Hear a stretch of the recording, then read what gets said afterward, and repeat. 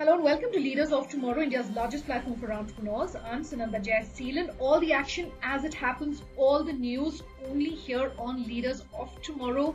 Today we're talking about M&A action that was in news just a few days ago. For the first time ever, we're seeing a unicorn in M&A talks with a publicly listed company. I'm talking about none other than Thyrocare and Pharmeasy. And for the first time, live and exclusive, joining us here on Leaders of Tomorrow on ET Now, we have with us Dr. A Velumani of Thyrocare and Siddharth Shah of Pharmeasy.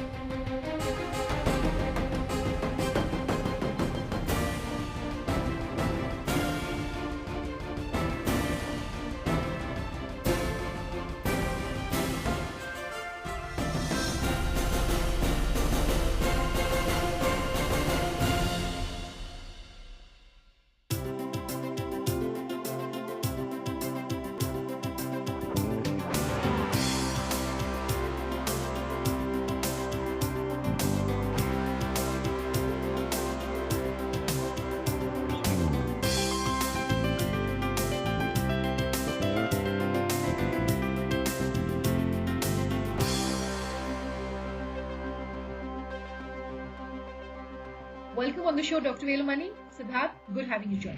Dr. Velumani, and we've spoken so many times to you, about all the news that's been taking place in the pharma and the healthcare space. But today our conversation is slightly different. And first off, congratulations to both of you. And congratulations to you, Dr. Velumani, because we've closely followed your life journey. And for anyone who follows you on Twitter, for anyone who knows your history, we all know that you started with very little in your pocket. You started Thyrocare with very little, and it's become this behemoth that it is today. What was the decision like for you to decide, to go ahead into this next phase, into this next journey, to really take forward that conversation with Pharmeasy? I'm sure that was not an easy conversation. Just give us some of the behind the scenes, as we call it here in the media language. What was that? What was that experience? What were the past couple of months perhaps like for you? Not that we had an elaborate plan what to do, when to do, how to do. There had been a lull in the performance of the company for years between 2016 and 19.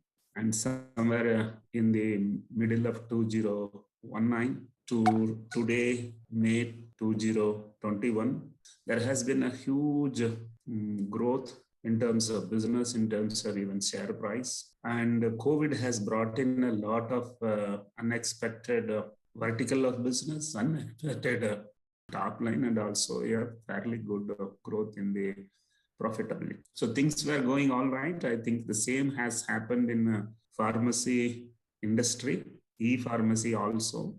And I think this last 18 months, entire healthcare has undergone a huge, surprisingly, an upside. Of course, this is a pandemic which had put many industries completely out. Some are down, some are where they are, but healthcare certainly has got a lot of boost. So at that time, the opportunity came for them to see a partner, and opportunity for me was they are looking for a partner, and we met and we felt that synchronization of diagnostics and the medicines will do a very great job. We were largely into preventive care, or you can call it as chronic care. And medicines also 75-80% is sold in the segment of chronic care.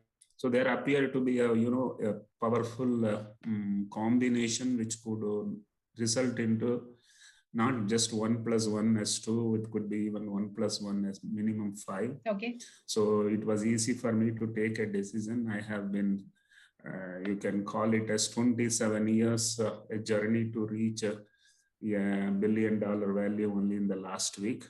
But as an unlisted entity, they have grown for the last 5 years, something like year over year, maybe more than 100% also. I felt I must enjoy the benefits of their growth by doing something together with them. So that's the background, and I had no true attachment for any asset, any people, anything. I'm a man without an ego. Sure. So for me to take a decision was much easier, and here we are. Siddharth, I started this interview by saying that Pharmeasy has been in the news of late for several reasons. The latest, of course, being the fact that this is the first time in India we're seeing a unicorn acquiring a publicly listed company. So my question is, I want you to take a step back and just run our viewers through what was going on in your mind when you looked at Thyrocare. Why did you feel that this was the right time for you? Perhaps the right move for you, perhaps the right price for you. What all really went into you making the decision? Why did you decide that this was what you were going to go ahead with? And based on that, if you could just expand your answer to talk about whether you feel for small businesses, what advice you want to give them about the right time to enter and exit businesses. So Nanda, I think as they say, timing, price, all of this is almost like beauties in the eyes of the beholder, right? I don't think it is fair to look at this from the perspective of purely numbers, right? But if you look at a little more macro, holistic picture, then like Dr. Velumani said, outpatient healthcare requires four critical components, right? You require information, you require consultation for the patient, you require a diagnostic test, and you require a treatment. I think we are exceptionally strong in information using our technology. We are exceptionally strong in consultation. We have 3 lakh teleconsultations done a month, and we have 6,000 digital clinic partners. We are extremely strong in treatment. We have at this point of time over 12 million registered users and 17 million monthly active users. We also have 90,000 retailers. So whether you are online or offline, whether your point of supply is at home or at the point of delivery, we have a very strong presence in all of these things. The thing that was missing for us was diagnostics. Now, over the last 1.5 years, we had done a lot of pilots, and we'd actually organically built a business of almost 75 crores per annum of diagnostics, minus the COVID revenue. And what we found out is that continuously the NPS scores, the satisfaction levels, the consumer experience, consumer stickiness, if you provided them the entire continuum of services, was significantly higher versus providing just one of these things.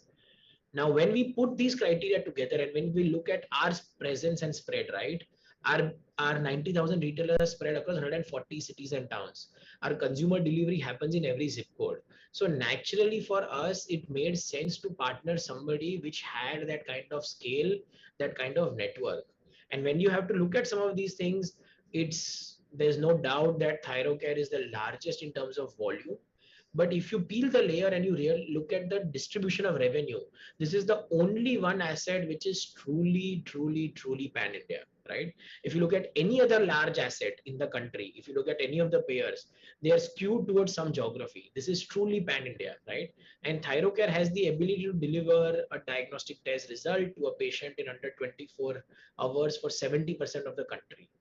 So when you combine low cost pan India network, 4,500 touch points, it became very natural to us for us to think that Thyrocare is the right partner for us to complete this journey of holistic care. Okay. Right. And mind you, we were not looking at doing this for one part of the country or saying, hey, let's just win in the urban market. Let's just do this, right?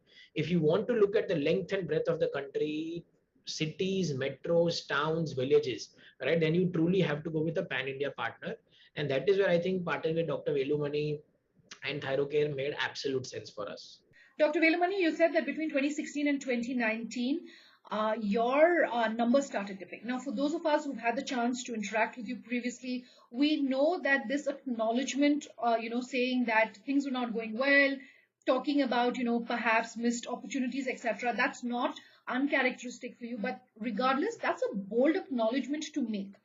What made you decide that perhaps pumping more money into the business, perhaps pivoting, that was not the strategy, but that this was the right time for you to really look at this M&A opportunity that was coming your way? And also, based on that, if you could talk about what in your opinion perhaps is the right time to enter or exit businesses, is there any sort of thumb rule? Did buy back some shares, very little, but then it's a listed company. It says 65 should be the promoter holding, 75 is currently permitted. So there is nothing much you can do. But one thing every entrepreneur has to keep in mind, whether are you good at getting the customer, are you good at testing? Every business has two segments. One is, the kitchen running, another is the restaurant running. So with all said and done, I haven't had any business school exposures. Was a scientist, understood technologies, created processes, automations, and very, very robust kitchen where the testing cost cannot be lower than this anywhere in the world. So that's the power of the processes. We also try to get more business, but then business hasn't been coming because in this industry, a lot of elements are playing because a lot of unorganized players, a lot of marketing strategies which are not a listed company can truly experiment and get into. So I was feeling a bit bad. Have I truly not been doing what is essential for the growth? So in EBITDA, obviously is the best, but the growth has not been the best. So my mind said, don't have ego, find out how a partnership could help to make sure your machines run 24 hours. And if machines run 24 hours, it is the prosperity. And I think this relationship offers us to have Thyrocare focusing on the kitchen and Pharmeasy focusing on getting the customer that's running the restaurant. So I think this is something very unique. And I must also tell you, this kind of relations have not been ever done by anyone. And it is, first thinking that kind of a relationship could be impacting the customer outcome. We both start through, though he is very young and though I am very old, we both felt that it is very ideal to see from the customer point of view how to give a man a health mall, a health tech mall, where he need not run from pillar to post for different solutions, a credible brand. If it can take care of his needs, I'm sure he would be sticking to us for a long run. I believe COVID has fostered the need for this marriage. Dr. Velumani, Siddharth, I have to take a quick commercial break. We're back in just a moment.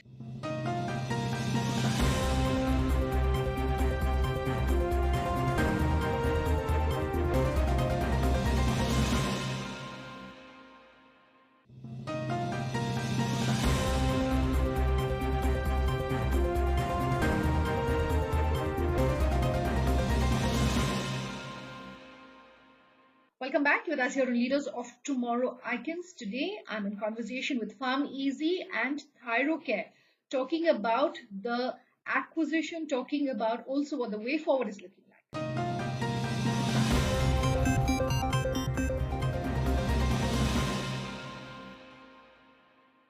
Siddharth, I want to talk about the fact that, earlier I was saying you have been in the news for several reasons of late. One is the fact that you turned unicorn earlier this year. You announced an acquisition earlier this year. Now there's the acquisition, of course, of Thyrocare that we're discussing. A lot of experts that we speak with when it comes to startups saying a lot of startups perhaps, they're moving too fast, they're raising money too soon, they're raising too much money perhaps. Is that criticism that's ever, come your way that you're perhaps moving too fast? Is that a fear, concern that has ever, sort of occurred to you? And what's your strategy then to really deal with that? We've kind of faced some of these criticisms from our very early days. Let me give you a little bit of an anecdote to tell you how we think about this. Dr. Velumani started his career by working hard and investing his own money. I was a little more fortunate than him, but not very fortunate, in that I had to start my career by investing my father's money. And my co-founders also started and joined in by investing their father's money. The first 2 years of our journey, we were utter failures, right? And I have no shame in accepting that we were outstanding failures. Everybody knows of the success that came with Pharmeasy from 2015. Very few people know of the kind of failures and the setbacks we faced from 2012 to 2015.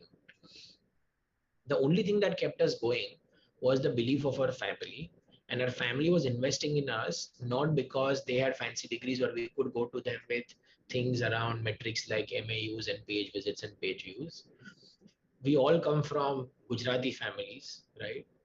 And our family's hard-earned money, when it was put into it, at the end of the day, my father would only ask me, "Dhanda kitna hua?" At the end of the day, right? That is the question that I used to get asked. Okay. And my father had such belief that he not only gave me his entire wealth, he mortgaged my home, he mortgaged the hospital that he owned, and he sold shares in one of the hospital. And 95% plus of the family's net worth was invested into the business that I was doing. And had we gone belly up, we would have lost even the home that we were staying in. Long story short, we've always had one eye on profitability. Just because we invest in technology today, it doesn't mean that our unit economics are not profitable.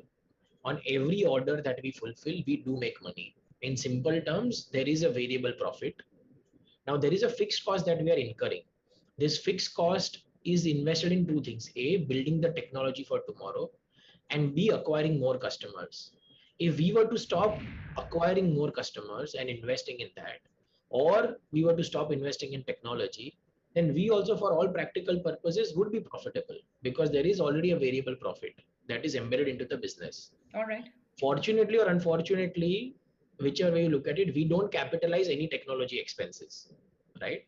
We don't capitalize any brand building expenses, right? And which is why it may appear on the P&L that we are doing this. But think of technology and brand building investments that we do as our capexes, right? If somebody has to build a large manufacturing plant worth 10,000 crores, that is not written off in the P&L in the first year, right? People will capex it and depreciate it or amortize it over the next 20 years. We don't do that, which is why it is very easy to say that, we are loss making. Yes, I do appreciate that we are investing significant amount of capital. We are very, very aware of that. We think of ourselves as trustees of other people's money and we don't take it lightly, or we are not here to burn money or udav it. But I want to assure everybody that we are very cognizant. On an every order we are making money, and at the right time, when the volumes go up, the variable profits will go up. And at the time where we think that we don't have to now keep investing this much in technology and in consumer acquisition, that day the fixed cost will come down and you will start seeing profits on our P&L also. Siddharth, you are only 6 years old. Your company, that is only 6 years old. What's the mid to short term looking like for you? I'm glad that you're only counting the successful years. If you count the 3 years before that you were not successful, I think our company is 9 years old. Sure. And I'd much rather be proud of my failures than brush it under the carpet. I think what is ahead of us is something which is only limited by the scale of our effort and our ambition, right? I think we have the perfect platform today to continue to offer everything in outpatient healthcare under one umbrella. Obviously, it is easier said than done, right? If you have to go across the length and breadth of the country, a lot of effort has to be put in. But I believe that we have the team, we have the energy, we have good people who are willing to back us. We now even have the wisdom of people like Dr. Velumani who will guide us with his experience. And all things put together, I think it is for us to figure out, right? This is a very, very large opportunity in the country over the next 10, 15 years. Like Dr. Velumani alluded to, COVID has made us realize about things like healthcare, comorbidity, wellness. All of these things are now become a part and parcel of our life. And with the adoption of digitization, please think of this as that epochal moment which happened in financial services 30 years earlier, when there was liberalization in the country and financial services just took off. Today, there are more than 30 listed companies in financial services alone, and there are hundreds of unlisted, which are all very, very meaningful. I think a similar outcome in terms of multiple large opportunities will appear in this country over the next 10, 15 years. And we've spent only 9 years with it. I am 32. My co-founders are also of my age. I think we have a very long road ahead of us. And I think if we can continue with the same level of energy and enthusiasm like Dr. Velumani, we are only done with 1/3 of our journey. 2/3 of our journey is still baki, right? So picture abhi baki hai. Dr. Velumani, I'm going to give you the last word. When we were chatting offline, you said you are quite looking forward to retiring. I know you're joking because someone like yourself who's so actively involved in so many different things, I'm sure you're going to continue doing these passion projects of yours. So that's really my next question and my last question to you. What are you perhaps looking forward to, sir? What could you leave us with? And also, one mantra, if I can call it that you have lived by when it comes to your entrepreneurial career trajectory? And based on that, your advice for someone watching today's interview? When I made my first crore, Siddharth was only 6 years old. So to that extent, that 6 years is a right word. But having said that, it has been a very, very enjoyable journey, thrilling journey. Lot of fun was there. But for the last couple of years, the fun was sounding to be routine and ordinary. That's why I had gone ahead and have done this relationship. The first marriage, unplanned marriage. The industry never expected this would happen. The industry never expected Pharmeasy will go and buy another listed unicorn. That too, when the share price are roaring every day. So it all happened, and we are very happy for the last 2-3 days. We are talked a lot across the country. Having said that, I am pretty sure in another 12 months period, there will be not less than 4 similar marriages in the industry, because what you call as a fear of losing out, or fear of getting late to get into the race will force people to explore relationship. There will be a lot of unmarried boys, unmarried girls. When I talk, it is diagnostics also, for pharmacy also. So there will be a lot of things happening. But having said that, a lot of excitement is there. Sure. At the same time, a lot of challenges are ahead. Too huge expectation also has been raised. So it's going to be a very, very challenging one for all of us to deliver what is the expectation. Coming to what Dr. Velumani will do going forward, I must tell you, in year 2011, a private equity came into my company, invested for 25%. They did nothing other than coming to the board meeting and asking some questions. Exactly after 5 years, they went back 4x. So my children asked me, Dad, you also got only 4x, all work you only did. They hardly did any work. Is it not interesting? I think when Siddharth came and discussed with me, I thought how much money I would get in hand, how many companies I can invest in, and how many board meetings I will attend, and how much I will take back. So this is what I'm going to do. In short, I must tell you, last 27 years, I have been only employing freshers. So I can say that for last 27 years, I was engaging myself with young employees. In next 10 years, I will be keeping myself engaged with young employers. Completely out of time on this episode of Leaders of Tomorrow. As always, all the news, everything that matters to you, we cover it right here on the show. For tonight, it's a wrap. Thanks so much for watching. Have a good night.